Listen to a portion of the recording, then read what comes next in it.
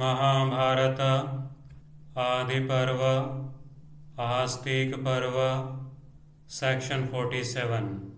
Soti said, Then Vasuki spoke unto the Rishi Jaraṭkāru these words, O best of Dvijas, this maiden is of the same name with thee.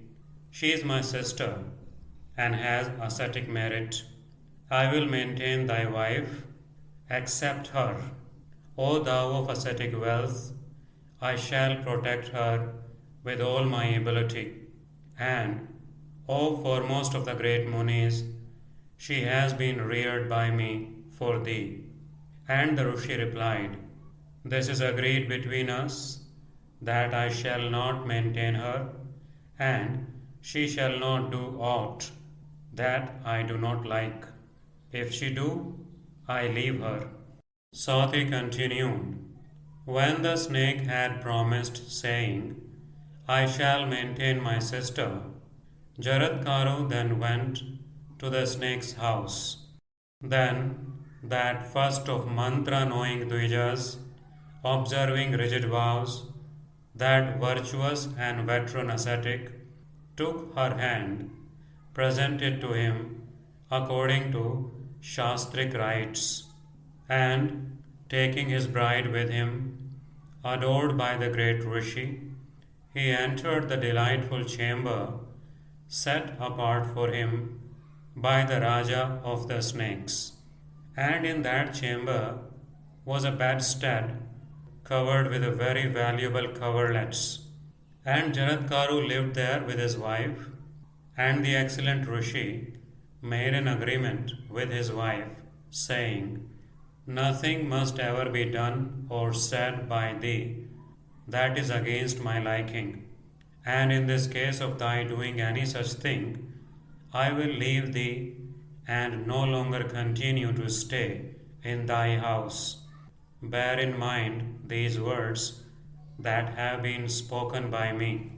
And then the sister of the Raja of the snakes, in great anxiety and grieving exceedingly, spoke unto him, saying, Be it so.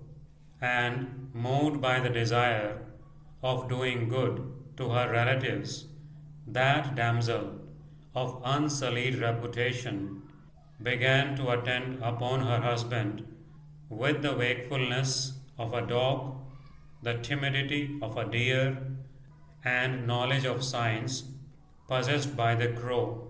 And one day, after the menstrual period, the sister of Vasuki, having sacred bath, according to custom, approached her husband, the great Muni, and thereupon she conceived. And the embryo was like unto a flame of fire, possessed of great energy, and resplendent as fire itself. And it grew like the moon in the bright fortnight. And one day, within a short time, Jaraṭkāru of great fame, placing his head on the lap of his wife, slept, looking like one fatigued. And as he was sleeping, the Surya Deva entered his chambers behind the western mountains, and was about to set.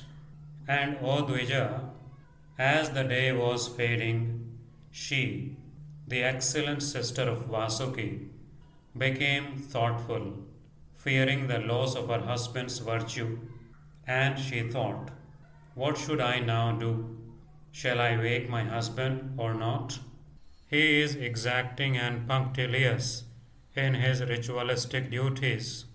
How can I act as not to offend him?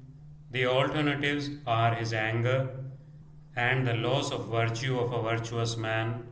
The loss of virtue, I ween, is greater of the two evils. Again, if I wake him, he will be angry.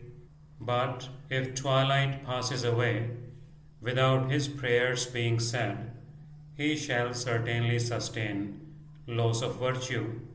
And having resolved at last, the sweet-speeched Jaraṭkāru the sister of Vasuki, spoke softly unto that Rishi, resplendent with ascetic penances, and lying prostrate like a flame of fire. O thou of great good fortune, awake, the sun is setting. O thou of rigid vows, O illustrious one, do your evening prayer after purifying yourself with water and uttering the name of Vishnu. The time for the evening yajna has come. Twilight, O Lord, is even now gently covering the western side.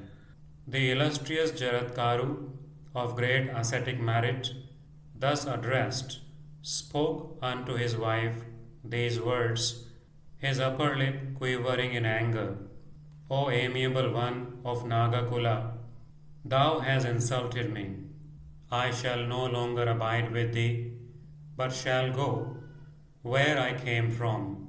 O thou of beautiful thighs, I believe in my heart that the sun has no power to set in the usual time if I am asleep. An insulted person should never live where the one has met with insult. Far less should I, a virtuous person, or those that are like me.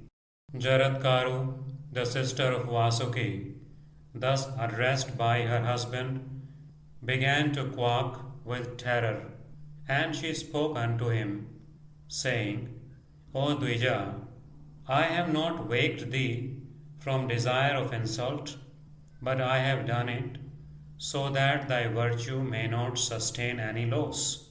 The Rishi Jaraṭkāru, great in ascetic merit, possessed with anger, and desirous of forsaking his spouse, thus addressed, spoke unto his wife, saying, O thou fair one, never have I spoken a falsehood, therefore go I shall. This was also settled between ourselves. O amiable one, I have passed the time happily with thee. And, O fair one, tell thy brother when I am gone that I have left. And upon my going away, it behooves thee not to grieve for me. Thus addressed, Jaraṭkāru, the fair sister of Vasuki, of faultless features, filled with anxiety and sorrow, having mustered sufficient courage and patience, though her heart was still quaking, then spoke unto Rishi Jaraṭkāru.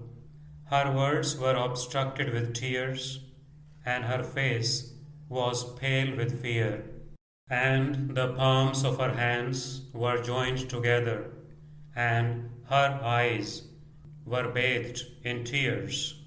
And she said, It behooves thee not to leave me without a fault. Thou treadst over the path of virtue. I too have been in the same path, with heart fixed on good of my relatives. O best of Dvijas, the object for which I was bestowed on thee has not been accomplished yet. Unfortunate that I am, what shall Vasuki say unto me? O excellent one, the offspring desired of by my relatives, afflicted by a mother's curse, do not yet appear.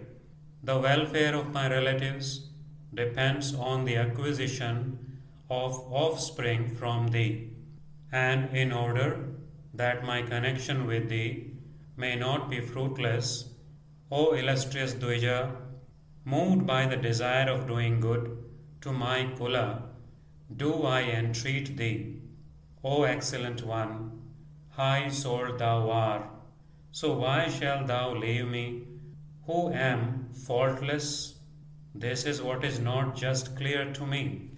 Thus addressed, the Muni of great ascetic merit spoke unto his wife Jaraṭkāru these words that were proper and suitable to the occasion. And he said, O fortunate one, the being thou hast conceived even like unto Agni himself, is a Rishi of soul highly virtuous and a master of the Vedas and their branches. Having said so, the great Rishi Jaraṭkāru of virtuous soul went away, his heart firmly fixed on practicing again the severest penances